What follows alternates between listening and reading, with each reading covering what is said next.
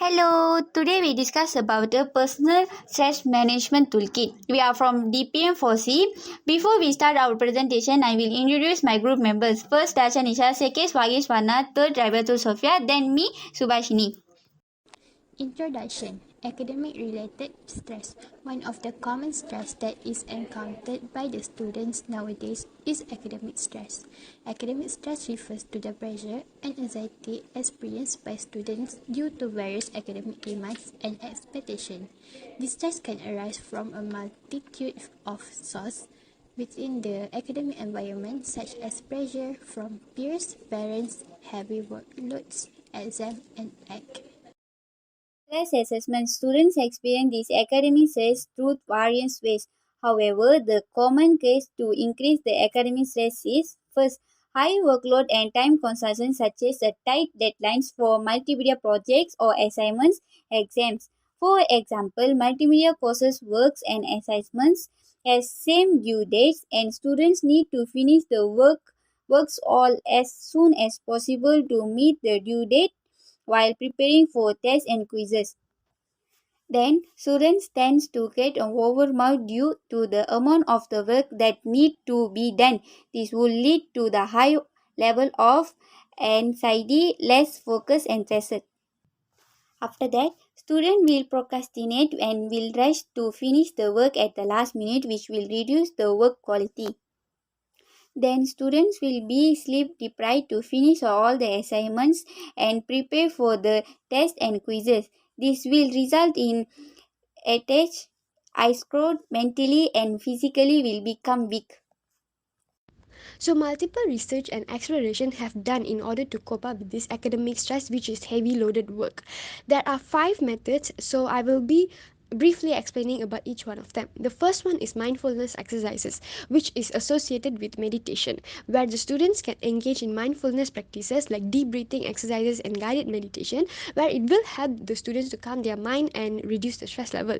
Second is time management method, which is prioritizing urgent and important tasks. So the students can break down the large project into smaller manageable tasks and prioritize them based on the deadlines and importance.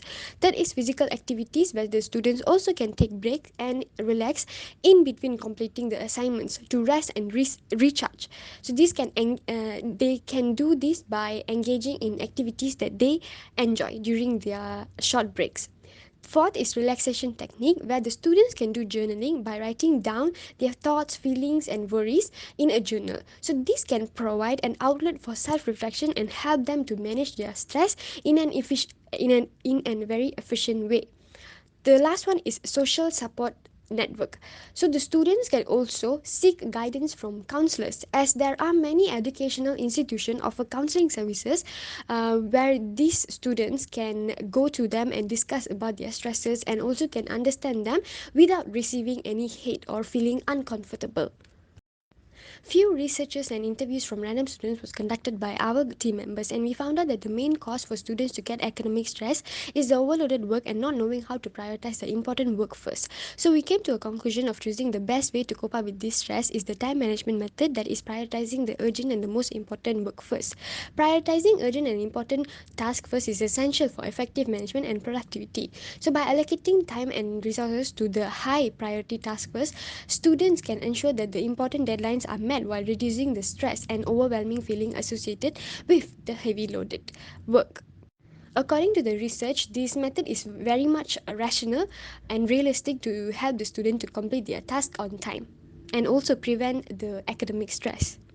Now we have attached the results of the surveys and the interviews conducted, which will show why we chose prioritizing the urgent and important task first for our toolkit development. Sorry for disturbing you. What is your name? My name is Yasmin. Okay, can I ask you a question? Yes. Okay. How do you currently manage your workload and prioritizing tasks? I usually try to jot down all my assignments and deadlines in a notebook, but sometimes it gets overwhelming. Okay. One more question. Have you ever experienced academic stress due to overloaded workload? Definitely, especially during exam season or when multiple assignments are due at the same time. It's hard to know where to start. Excuse me, what is your name? My name is Jason. Okay, can I ask you a question? Yeah, okay. Okay. First, are you familiar with methods of prioritizing tasks and manage your time effectively? I have heard of using timetable or to-do list, but I'm not sure how to implement them efficiently. Okay, one more question. What do you think will help you better manage your workload and reduce your stress? I think having a clear plan and knowing which tasks to focus on first will definitely help. Okay, thank you. Next, we are going to be looking at the implementation of prioritizing urgent and important tasks first and the reflection of it. In this slide, we have a schedule of a student's workload management for 3 weeks. We have also recorded the student's opinion and also how effective was the implementation to them. During week 1, they tried prioritizing urgent tasks first. It helped a bit with their stress, but they still need to get used to it. They often spend too much time on the less important stuff, which makes them to get stressed later. The effectiveness here might just be around 40%.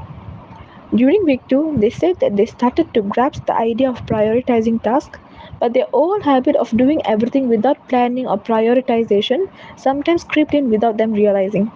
Despite this, their stress level did decrease and they felt more relaxed compared to week 1. They're getting the hang of it, but they still need to stay mindful and consistently stick to their new approach. Hence is why we could say that the effectiveness increased slightly around 60%.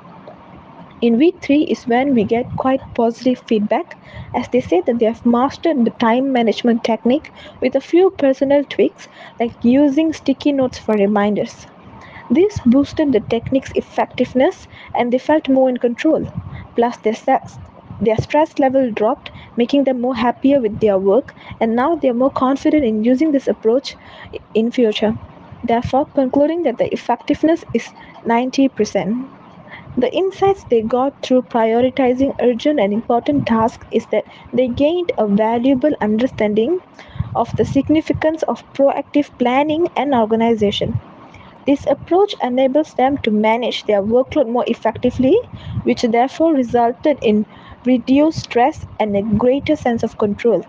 By focusing on key priorities, they were able to approach each day with increased clarity and confidence, leading to improved productivity and a more balanced life. As a conclusion, good time management helps students stress less and do better in school. When they organize tasks and take care of themselves, they feel more in control. By focusing on what is most important, they handle stress and success in the long run. Prioritizing tasks is crucial for students to manage stress and do well in school. So these are the references that we referred to do this assignment.